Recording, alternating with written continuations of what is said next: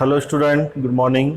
मैं डॉक्टर भूपेंद्र आपका स्वागत करता हूं श्री अग्रसेन कन्या महाविद्यालय के इस ऑनलाइन प्लेटफॉर्म पर।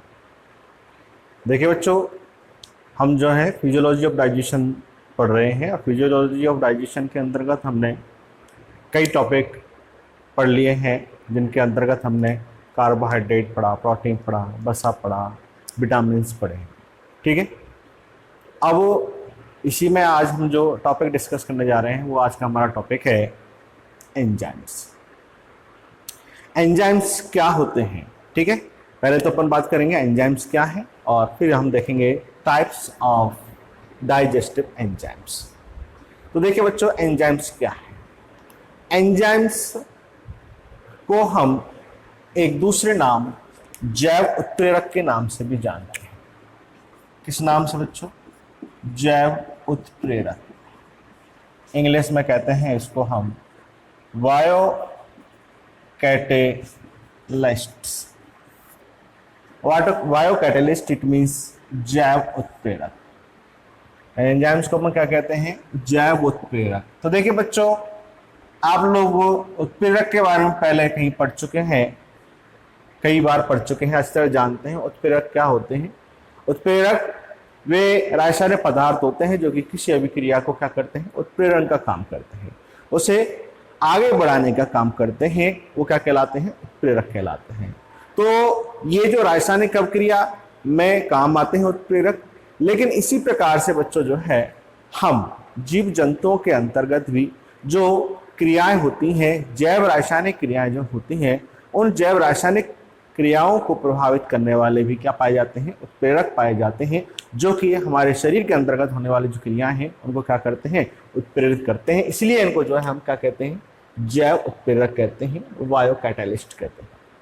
समझ में आई बात? तो कैटालिस्ट क्या है, बायो कैटालिस्ट किन्हें कहते हैं, और ये हमारी जैविक क्रियाओं को किस प्रकार से प्रभावित करते हैं, ये हमने यहाँ पर थोड़ा सा डिस्कस किया। अब यहाँ हम चर्चा करते हैं बच्चों कि टाइप्स ऑफ डाइजेस्टिव एंजाइम्स, मतलब कितने प्रकार के यहाँ डाइजेस्टिव एंजाइम्स मुख्यतः होते हैं।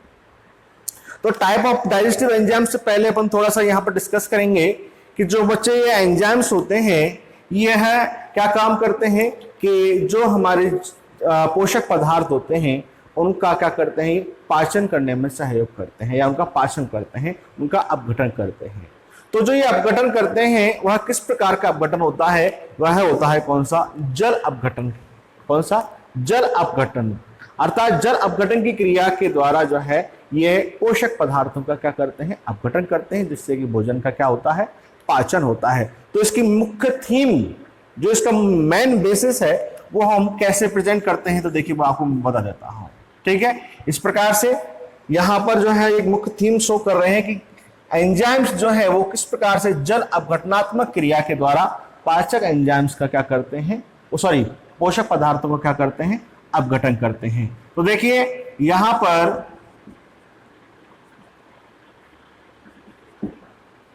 इस प्रकार से ये इसकी मुख्य थीम है कि ये क्या है? कोई पोषक पदार्थ है और ये जल के अणुओं के साथ में होते हैं। तो जब इस पर एंजाइम्स क्रिया करते हैं तो यहां पर क्या होता है? जल अपघटनात्मक क्रिया होती है। OH मॉलिक्यूल्स उस पोषक पदार्थ के साथ जुड़कर और H को बाहर निकाल देता है।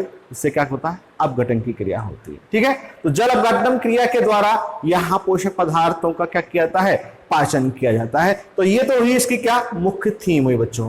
अब बात आती है कि यहाँ पर जो पाए जाने वाले पाचक एंजाइम्स जो हैं वे क्या सभी प्रकार के पोषक पदार्थों के लिए समान होते हैं?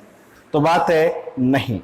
जवाब है क्या? नहीं, कि अलग अलग प्रकार के पोषक पदार्थ जो हैं उनके लिए अलग अलग प्रकार के एंजाइम्स पाए जाते हैं। जैसे कि हमने सबसे पहले पोषक पदार्थों के अंतर्गत क्या पढ़ा था बच्चों? कार्बोहाइड्रेट पढ़ा था।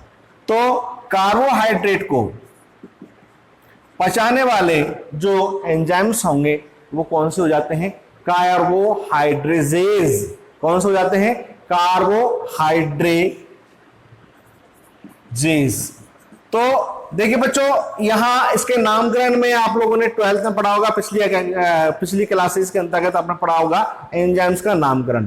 तो इसके अंतर्गत जो जहां ए लास्ट में लगा होता है ना, एज, एज जहां पर लगा होता है वो क्या होते हैं, एंजाइम्स होते हैं।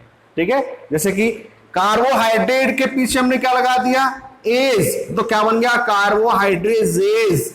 इट मींस ये कार्बोहाइड्रेजेज जो एंजाइम्स होते हैं ये किनका पाचन करेंगे बच्चों, कार्बोहाइड्रेट्स का पाचन करेंगे। आया समझ में। इसी प्रकार से प्रोटीन का पाचन करने वाले प्रोटीनेज, प्रोटीनेज भी कहेंगे इसको, प्रोटीनेज। ठीक है, प्रोटीन का पाचन करने वाले एंजाइम्स हो गए। और इसी प्रकार से तीसरे प्रकार के हमने पढ़े थे क्या, वसा, तो उनको हम क्या कहते हैं, लाइपेजेस। ठीक है, तो लाइपेजेस कौन से हो गए, तीसरे प्रकार के हो गए। और इसी प्रकार से न्यूक्लिक अम्लों का पाचन करने वाले कौन से हो गए, न्यूक्लियेजेस।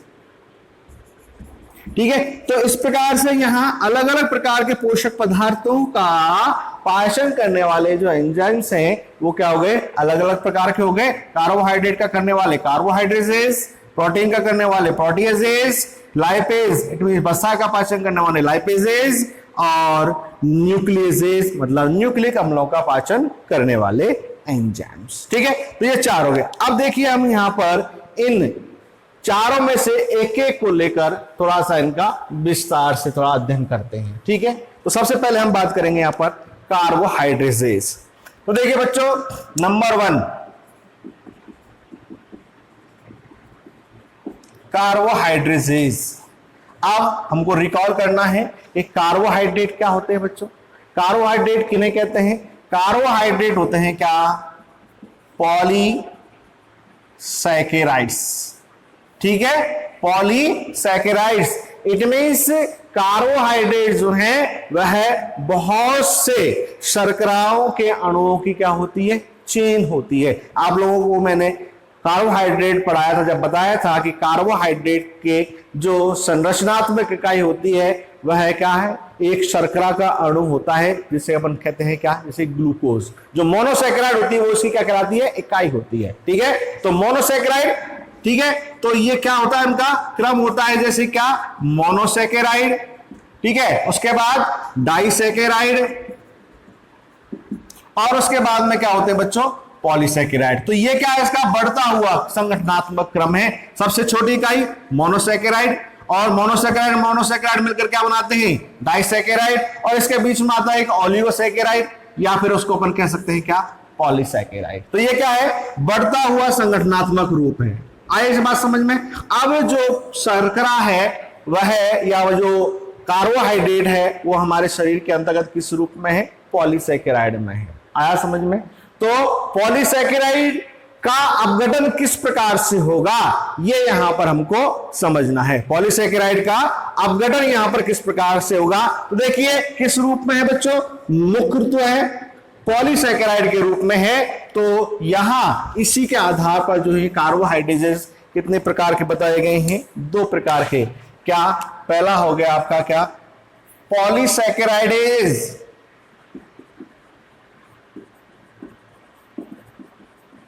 पॉलीसैकेराइडेज मतलब जो पॉलीसैकेराइड का क्या करे, डाइसैकेराइड में अपघटन करे। आई बात समझ में। पॉलीसैकेराइड को किस में बच्चों, डाइसैकेराइड में क्या करे, अपघटन करे। ठीक है, इनको हम एमाइलेज भी कहते हैं। क्या कहते हैं इनको अपन, एमाइलेज के नाम से भी जानते हैं।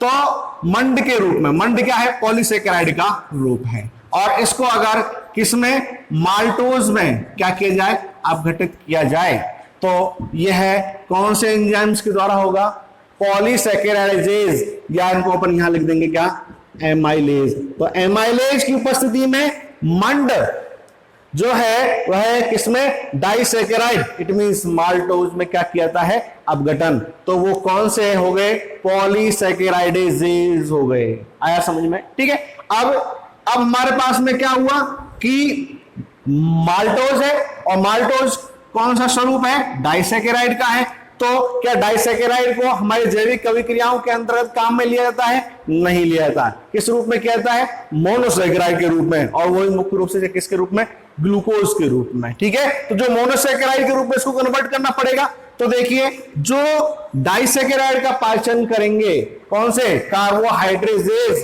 तो वो क्या कहलाएंगे डाइसैकेराइडेजेज। ठीक है, तो डाइसैकेराइडेजेज। ठीक है, तो डाइसैकेराइडेजेज का काम क्या हो गया आएगा बच्चों, डाइसैकेराइड का मोनोसैकेराइड में अपघटन, डाइसैकेराइड का मोनोसैकेराइड में अपघटन। तो एग्जांपल ले लीजिए, यहीं पर माल्टोज है, तो माल्टोज क्या होता है ग्लूकोज प्लस ग्लूकोज और एंजाइम होगा कौन सा माल्टेज। ठीक है, तो माल्टेज ने क्या किया डाइसैकेराइड इट मींस माल्टोज को इसमें मोनोसैकेराइड में इट मींस ग्लूकोज में क्या कर दिया अपघटन। तो ग्लूकोज किसका सैकेराइड का कौन सा सबसे छोटा रूप होता है जिसका उपयोग हमारी जैविक क्रियाओं के अंतर्गत किया जाता है। ठीक है, तो ये इसका क्या हो गया कार्बोहाइड्रेट का पाचन हो गया कार्बोहाइड्रेट एंजाइम्स के द्वारा। ठीक है बच्चों, तो ये तो हुए कौन से एंजाइम आपके कार्बोहाइड्रेजेज। ठीक है, अब देखिए अगले एंजाइम्स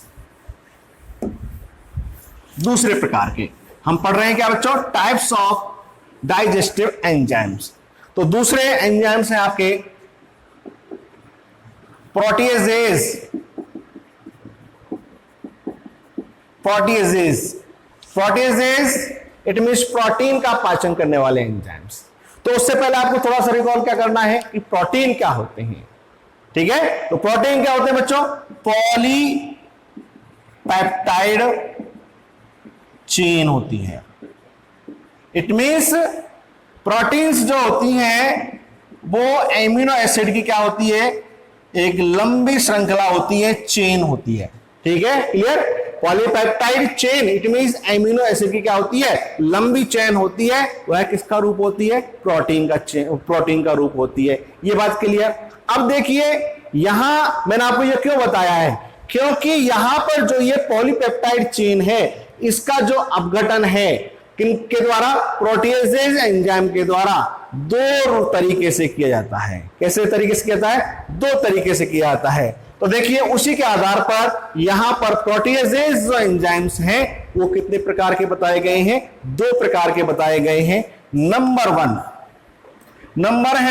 है आपके बच्चों एंडोपेप्टाइडेजेज। अब एंडोपेप्टाइडेजेज से अभिप्राय क्या है कि वे एंजाइम्स या वे प्रोटीएजेज एंजाइम्स जो कि पॉलीपेप्टाइड श्रृंखला को कहीं से भी बीच में से उसका क्या कर सके पाचन कर सके उसका क्या कर सके अपघटन कर सके। जैसे कि माना कि ये पूरी एक श्रृंखला है। ठीक है, तो इसको माना कि यहां से कहीं से भी बीच में से अगर इसका क्या किया बच्चों अपघटन किया है इसका पाचन किया गया है तो वो कौन से हो जाएंगे बच्चों एंडोपेप्टाइडेज। कौन से एंडोपेप्टाइडेज हो गए। ठीक है, और दूसरे होते हैं आपके कौन से बच्चों एक्सोपेप्टाइडेजेज।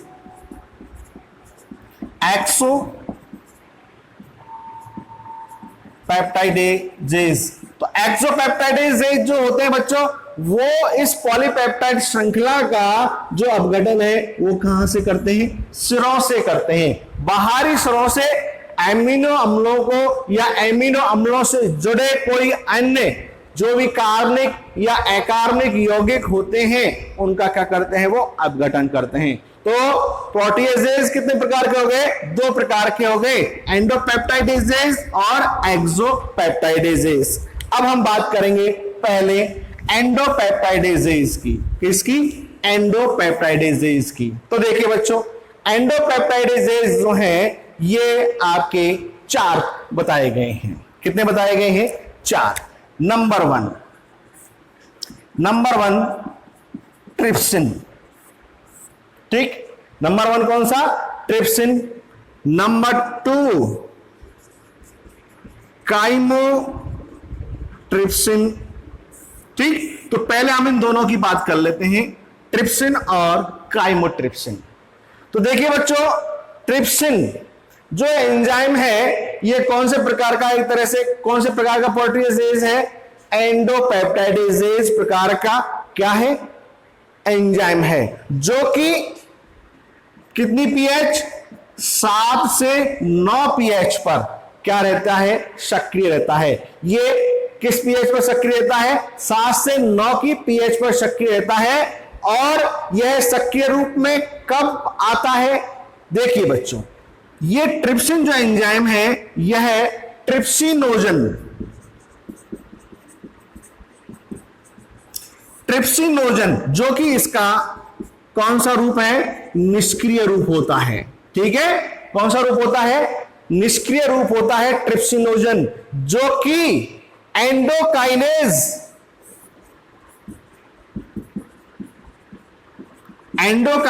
एंजाइम की उपस्थिति में 7 से 9 पीएच पर किस रूप में, सक्रिय रूप, और वो सक्रिय रूप कौन सा होता है बच्चों, ट्रिप्सिन में आता है।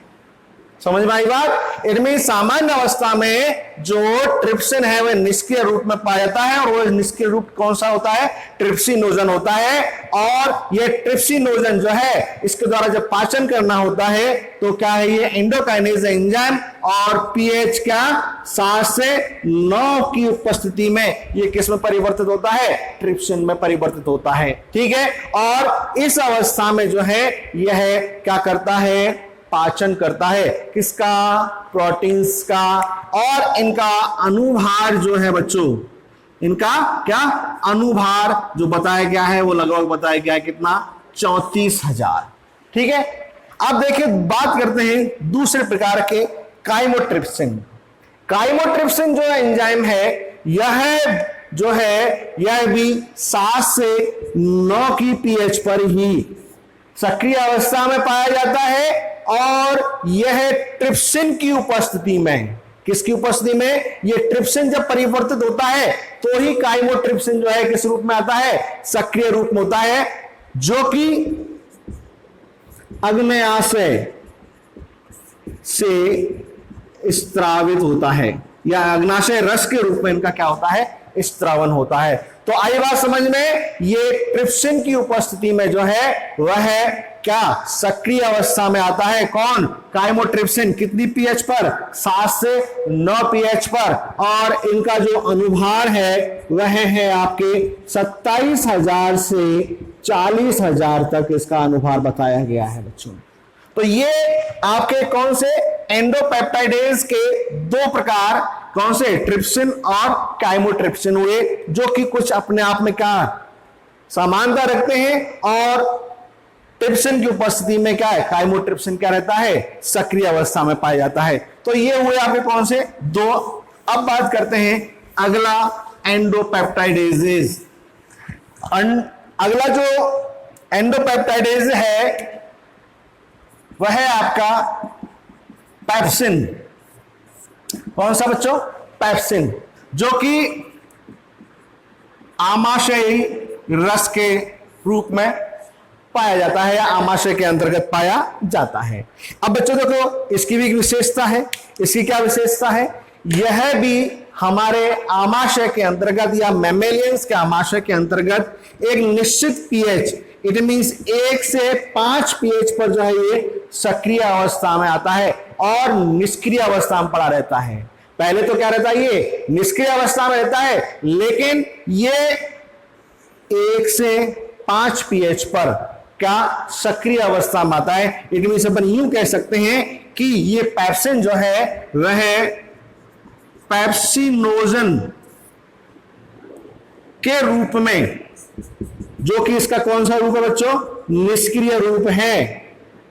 निष्क्रिय रूप में आमाशय के अंतर्गत पाया जाता है, जो कि 1 से 5 पीएच पर जो है कौन से रूप में, सक्रिय रूप, इट मींस पेप्सिन में क्या होता है, कन्वर्ट होता है। और यह किसका, प्रोटीन का क्या करता है, पाचन करता है। ठीक है, तो यहां पर जो ये 1 से 5 पीएच जो है वो किसकी उपस्थिति में, HCl की पीएच पर डिपेंड करता है। किसकी पीएच पर डिपेंड करता है, HCl की। अब देखिए यहाँ HCl के और भी कई कार्य हैं, वो आपको आगे बात करेंगे। इसके बाद चौथा, जो इसका एंडोपेप्टाइडेज का यहां प्रकार है, पैप्सिन के बाद में है बच्चों रेनिन। रेनिन रेनिन रेनिन पाचक एंजाइम जो है वह है इसका चौथा प्रकार है, जो कि जठर रस के साथ क्या होता है, इसका स्त्रवन होता है। किसके साथ इसका स्त्रवन होता है? जठर रस।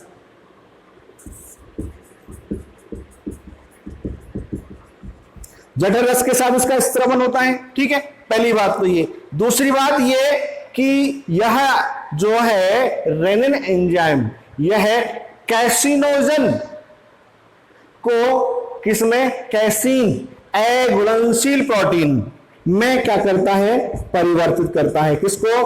कैसिनोजन, जो कि दूध के अंतर्गत, ठीक है। तो कैसिनोजन को किसमें, कैसीन में क्या करता है, परिवर्तित करता है, जो कि अघुलनशील रूप होता है किसकी उपस्थिति में, रेनिन की उपस्थिति में, ठीक है। तो ये क्या हो गया, रेनिन पाचक एंजाइम्स का काम हो गया कि रेनिन पाचक जो एंजाइम है वह जठर रस के साथ स्त्रवित होता है, जो कि कैसिनोजन को जो है वो किसमें परिवर्तित करता है, कैसीन में परिवर्तित करता है, ठीक है। तो ये हुआ आपका कौन सा बच्चों, एक प्रकार हो गया किसका, प्रोटीएजेज का, एंडोपेप्टाइडेजेज का, ठीक है। अब देखिए बात करते हैं इसका प्रोटीएजेज का दूसरा प्रकार, वह है आपका कौन सा, एक्सोपेप्टाइडेजेज।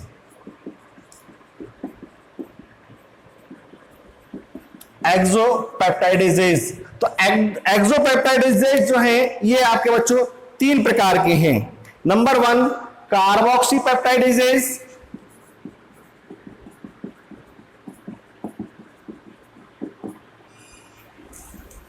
कार्बोक्सीपेप्टाइडेजेज। दूसरा है आपके अमीनोपेप्टाइडेजेज,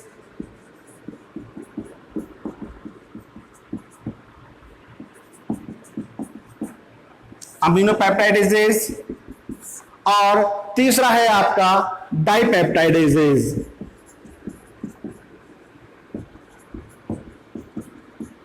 तो देखिए बच्चों इनमें क्या अंतर है, तो जैसा कि मैंने आपको बताया था एक्सोपेप्टाइडेजेज के अंतर्गत क्या होता है, ये पॉलीपेप्टाइड का श्रृंखला के छोर सिरों से क्या करता है, प्रोटीन का क्या करता है, पाचन करता है, ठीक है। तो सिरों से ये क्या करता है, इनका पाचन करता है।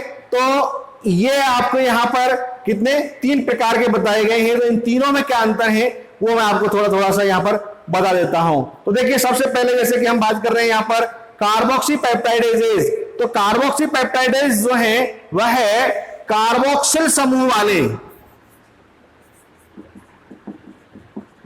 कार्बोक्सिल समूह वाले, कौन से, स्वतंत्र कार्बोक्सिलिक समूह वाले जो एमिनो एसिड होते हैं उनको ये क्या करते हैं, अलग करते हैं।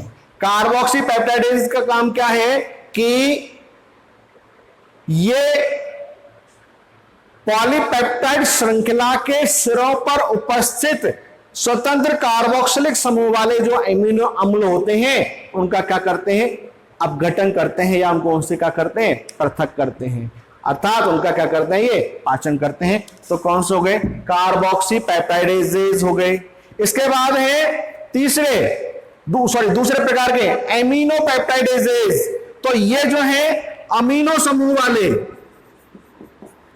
स्वतंत्र अमीनो समूह वाले जो अमीनो एसिड्स होते हैं उनका क्या करते हैं, ये अपघटन करते हैं, ठीक है। दूसरा प्रकार क्या हो गया कि जो पेप्टाइड श्रृंखला है उस पेप्टाइड श्रृंखला के सिरों पर अमीनो समूह वाले जो एमिनो अम्ल होते हैं उनका क्या करते हैं, ये अपघटन करते हैं, ठीक है। और इसके बाद जो है वह है आपका कौन सा, डाइपेप्टाइडेज। तो डाइपेप्टाइडेज जो है वह डाइपेप्टाइड अमीनो अम्लों को केवल कौन से, किसी प्रकार का जो क्या होता है, अमीनो अम्ल जो होते हैं उन अमीनो अम्लों को क्या करता है, उनका खंडन करता है या उनका क्या करता है, अपघटन करता है।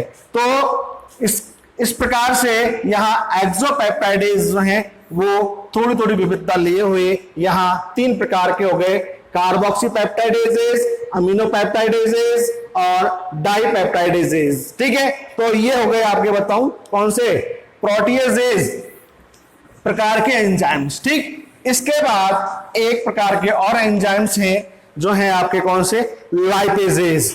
ठीक है,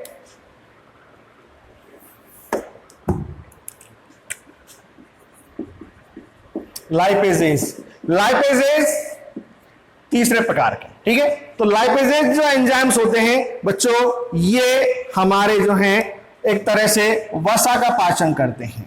किसका? वसा का पाचन करते हैं। और ये वसा का पाचन जो है वह डिपेंड करता है बच्चों किस पर, एस्टर बंधों पर। किस पर? एस्टर बंध। और हम जानते हैं, हमने पढ़ा है कि जो ट्राइग्लिसराइड होती है वसा के अणु की संरचना, ट्राइग्लिसराइड के अंतर्गत क्या पाए जाते हैं, एस्टर बॉन्ड पाए जाते हैं। तो यहां पर जो ये लाइपेजेज एंजाइम होते हैं, ये लाइपेजेज एंजाइम एस्टर बॉन्डों को तोड़ने का काम करते हैं, जिससे कि वसा के मॉलिक्यूल्स जो होते हैं या वसा के अणुओं का क्या होता है, अपघटन होता है, उनका पाचन होता है। तो वो किस रूप में होता है, तो देखिए आप लोगों को बताया गया कि जो क्या कहते हैं अपने वसा होती है, यह वसा जो है वह ट्राइग्लिसराइड के रूप में होती है। ट्राइग्लिसराइड के रूप में होती है। तो ट्राइग्लिसराइड का छोटा रूप क्या होता है, डाइग्लिसराइड। ठीक है, और डाइग्लिसराइड से छोटा क्या हो गया, मोनो हो जाएगा। ठीक है, तो मोनोग्लिसराइड।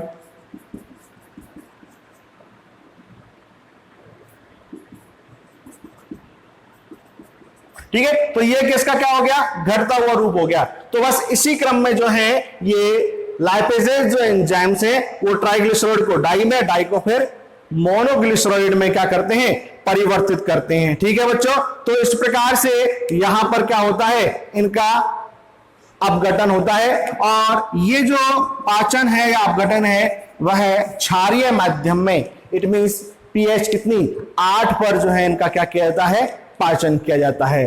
तो इस प्रकार से जो है मैंने आज आपको जो है वह है टाइप्स ऑफ डाइजेस्टिव एंजाइम्स 4 प्रकार के बताए हैं। ठीक है, इतना ही है आपके इसमें सिलेबस में, और इससे आगे अगला टॉपिक डिस्कस करेंगे अपन नेक्स्ट वीडियो में। तब तक के लिए good bye and thank you.